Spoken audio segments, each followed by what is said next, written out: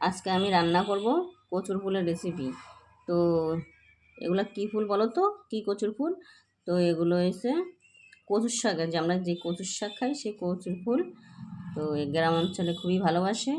তো আমি আজকে রান্না করব, অবশ্যই ভিডিওটি দেখতে থাকো, ভালো লাগবে। তো প্রথমে আমি কেটে নিচ্ছি, আর কীভাবে কাটছি তো দেখো, এইভাবে আমি কেটে নেব। এই দেখো, এগুলো নেব না, তো আমি এভাবে কেটে নেব।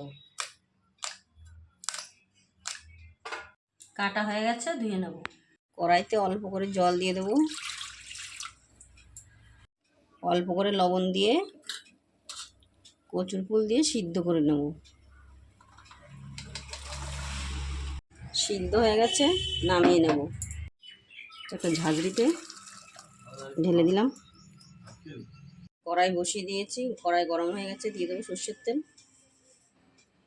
ফোড়নে দেবো একটা শুকনো লঙ্কা, সাদা জিরে। এখন দিয়ে দেবো পেঁয়াজ কুচি, কাঁচা লঙ্কা ফেলে নিয়েছি, আর নিয়েছি রসুন কুচি।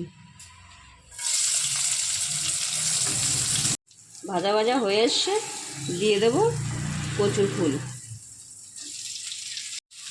এর মধ্যে দিয়ে দেবো লবণ, হলুদ, অল্প করে লঙ্কার গুঁড়ো।